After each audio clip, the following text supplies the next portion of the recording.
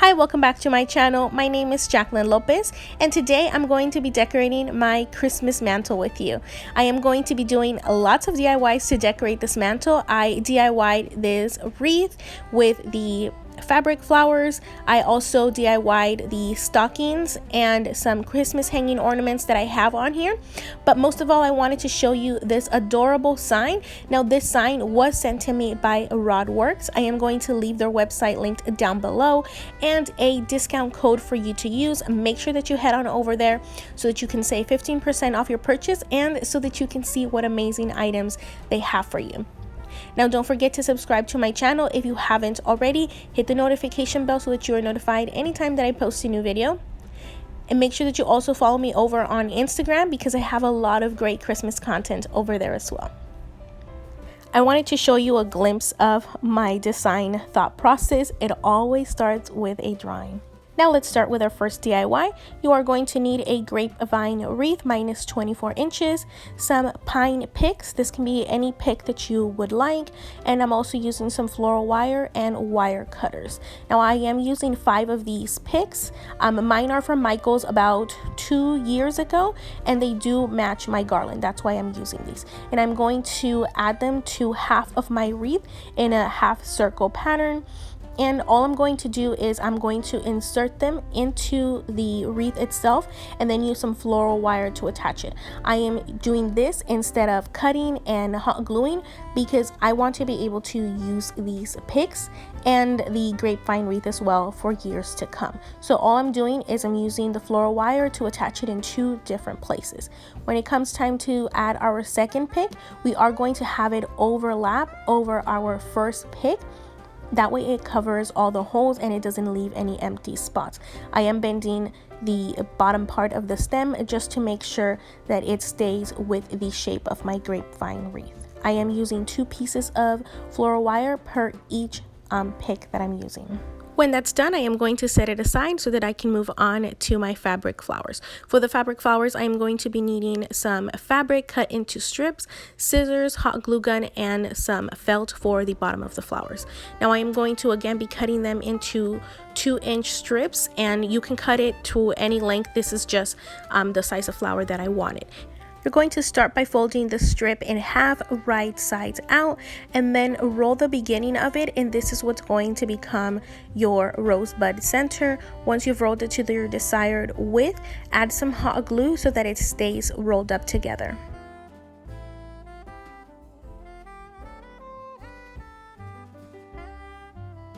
Okay, this next part is going to sound much more complicated than it actually is, so I'm going to let you watch and then I'll come back and explain.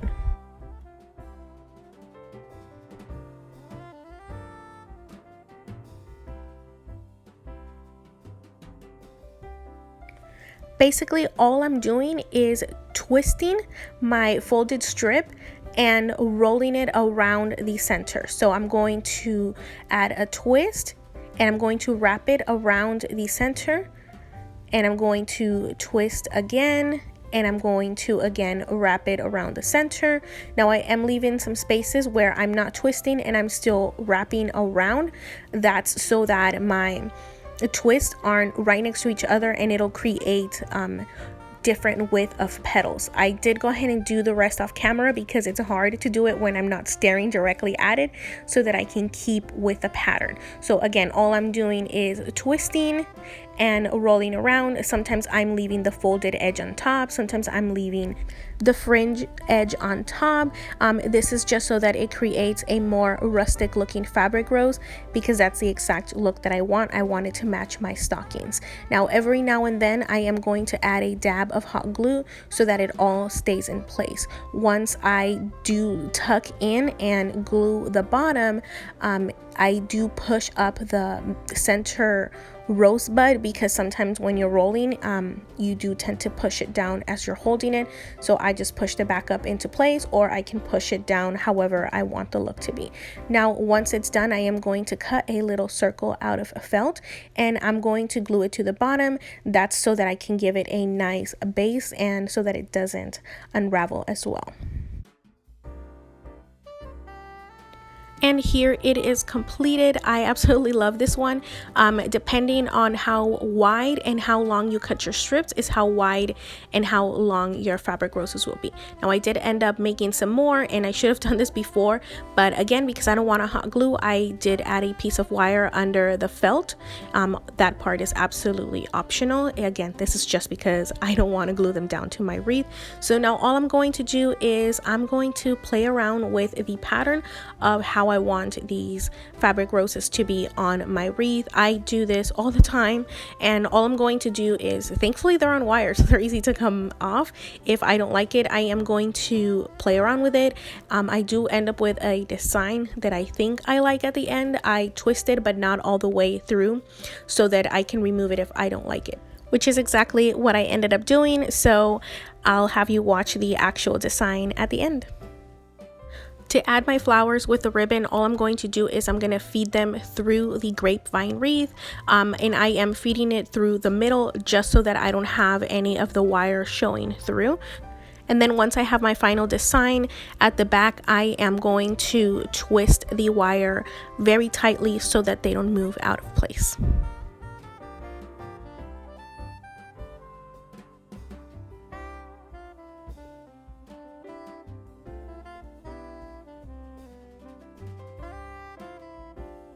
On to our next DIY. I am going to be doing some primitive looking stockings.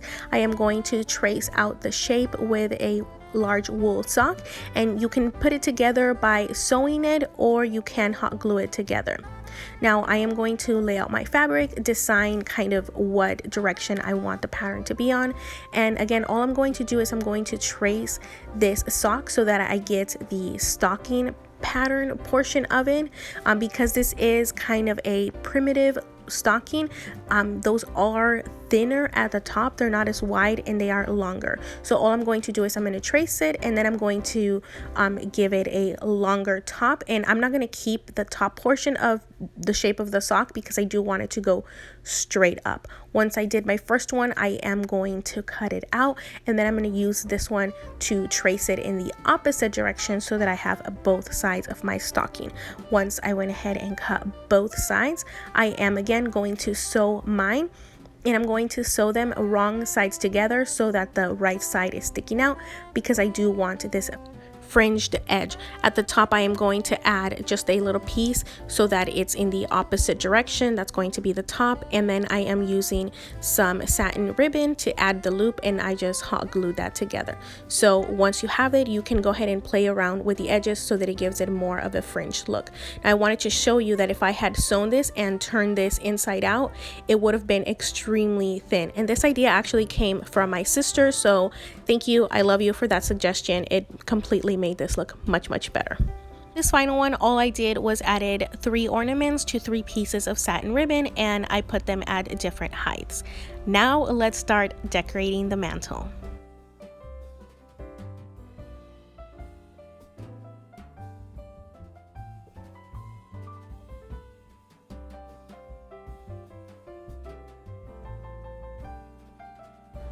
And here it is, all completed. I absolutely love this. This is exactly what dreams are made of. This is exactly what I envisioned down on paper, and this is exactly what I envisioned when I DIY'd this faux mantle. Now, as always, I do want to remind you to subscribe to my channel if you haven't already. I am so close to my anniversary goal of 5,000. So I want to thank you for coming along with me so far. I can't wait to show you the rest of my holiday decor that I have coming up. So thank you again for watching. I hope that you enjoyed this as much as I did, and you have a very good rest of your day. Bye bye.